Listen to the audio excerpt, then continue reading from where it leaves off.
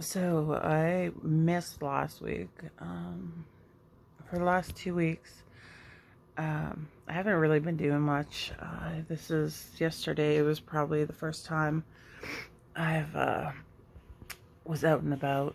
I had quite a traumatic dental experience, and I'm still healing from that. I'm still really sore.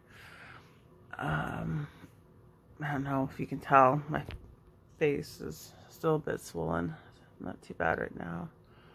Um, so I ended up having to take time off work and was in an incredible amount of pain. So I haven't really been up to too much. It is like 4:45 a.m. and I have work today, so I'm just getting ready for work and figured I would just nail this out and get something up because I probably won't feel like it tonight. I had a horrible sleep and I am tired. And I can pretty much bet when I get home after work, I'll be straight to bed. Um, so this week is chapter 7. And chapter 7 is I Know You Are, but what am I? And in this chapter, it talks about not giving energy to what other people think. And, that's really easier said than done, especially when, especially when, um, if you're someone like an artist who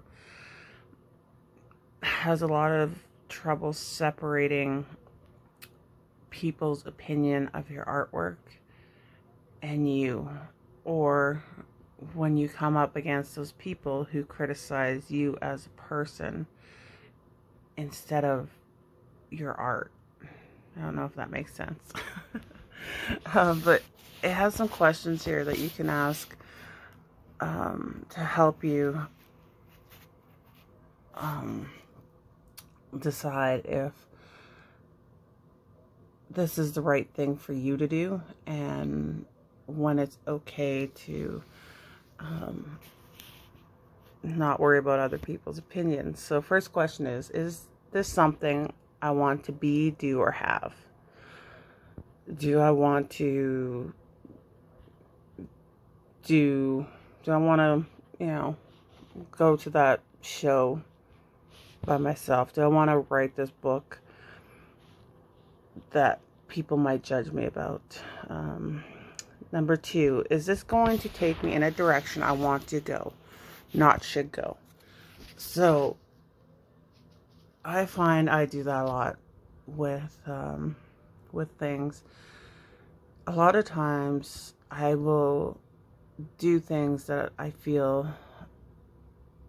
people expect of me, and a lot of things I do enjoy. Hair. A lot of things I do enjoy doing. But how I get there, it sometimes takes that path of it's something I feel I should be doing, not something that I particularly want to do. And I get sidetracked a lot. I'm very empathetic. I end up volunteering a lot of time to the things that I feel for, but I feel that I have an issue saying no to a lot of things, even if I don't have time for them. So that was actually something I had been working on the last couple of years, is learning when I'm at my limit and what my abilities are, and voicing that. Is this going to screw over anybody else in the process? And it has like a little definition there about screwing somebody over is like taking their money or doing a lousy job or, destroying their water source, enslaving a population, things like that. Um, it doesn't involve your mother being disappointed in you or your friends disapproving or being outraged and stuff like that. So those are some pretty good questions to ask yourself when you're looking for what you want to do. And then it goes on to say that no one who accomplished anything big or new or anything that's worth celebrating did it from their comfort zone. So if you think about people like who did grand things, like, how many people back in the day maybe thought that Thomas Edison wasn't all there with some of the experiments he was doing, or example in here is about the Wright brothers trying to fly. Like, I'm pretty sure those people faced a lot of public scrutiny, I guess, and ridicule probably. And yeah, but if they had just stayed in their comfort zone and did what was expected of them, then we wouldn't be able to fly and be sitting in the dark. Yeah. Allowing yourself to be seen is a risk. I have a note there. Yeah, so in a lot of ways I don't care what people's opinion of me is until I wrote that note. And then I started thinking that that is probably one of the reasons why I don't like attention positive attention, I guess. Or negative attention. I get very self-conscious, I guess. I'm not even self-conscious. I feel a lot of things that I excel at. It feels like people almost put me on a pedestal. Like, I don't know how many times, somebody would call me like Superwoman or something, right? And it would make me very uncomfortable, especially with my anxiety. I have high functioning anxiety, so part of that adds to the issue, because if you met me, you would have no idea that I am. My alarm told me to get up.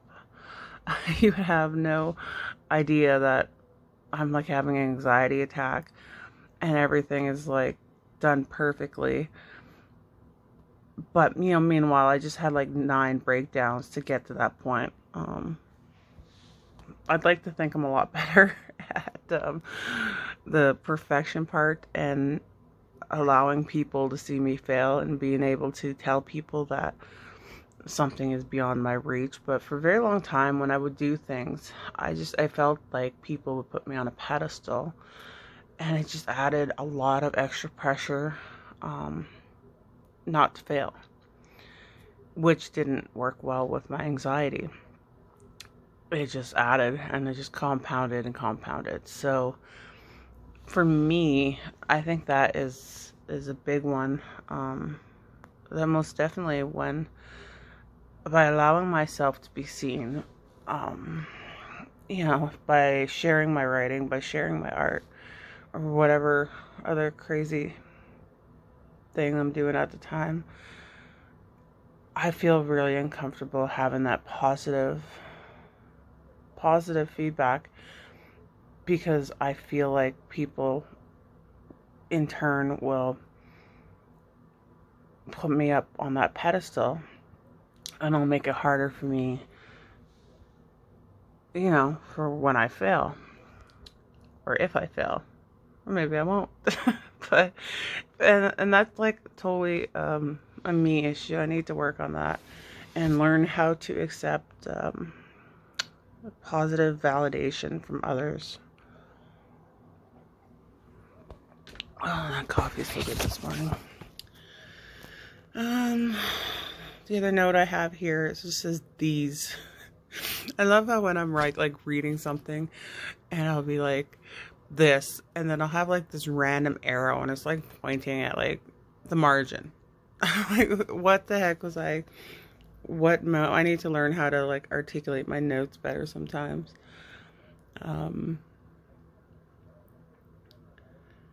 Oh, I guess maybe the quote here says, "What other people think about you has nothing to do with you and everything to do with them." Pretty much everything else. Like, one thing that this chapter reminded me of is this. When I didn't meet my maternal grandmother until I was 15. And she had come back from her yearly trip to California. And she had brought me back this kind of tacky shirt. It was kind of a gaudy pattern. But I love that shirt because, I was excited that I actually had a grandma for one. And she had bought this present especially for me. So I love that shirt and I wore it a lot. And it probably didn't do me any favors. I probably looked ridiculous. But I loved it and I enjoyed wearing it. And I could care less what anybody thought about that. Yeah, and that brought me a lot of joy. Yeah, I don't know. That just popped in my head. So, and it says, all that matters, what is true for you. And if you can stay connected to that without straying, you will be a mighty superhero. I guess, and that's like my t-shirt. It in hindsight, it was an absolutely horrible t-shirt, but if I still had that t-shirt today, I would probably still wear it because of the meaning of it. And how my darling grandmother picked that out specifically for me. I think I have like 5 more minutes and then I have to go get dressed for work, be presentable. And then it goes into a couple of points here. And it says, ask yourself why. Why are you doing stuff, saying stuff? Like, why are you, what you're doing in your life, why are you doing it? And always do your best. No matter what you do, always do your best because, I don't know, I guess when you do your best, it gives you confidence. And when you look back at a job, you always feel good about it, knowing that you did your best, as opposed as if you just half-assed it or something. Trust your intuition. I find so many times that, you get these feelings, and a lot of times we, repress them, thinking that's silly, or that it's, it's doesn't have any validation. But I strongly believe that, you get a sense of situations, and I don't know, you just need to learn how to tune into that. I'm horrible for that too. I'm like when I look back, I'm like, yeah, I knew something was off, but then it's just not listening. And it says, find a temporary role model for number 4. And somebody you admire, someone who is your hero kind of thing, and look at their traits, and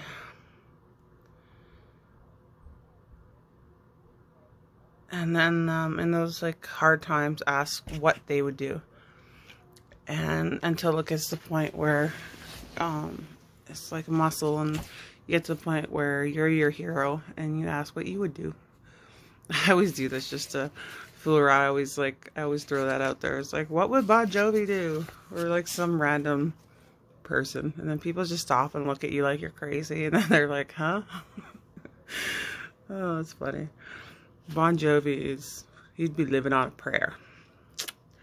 And then the last one is number 5, love yourself. It says, no matter what anyone else thinks, love yourself.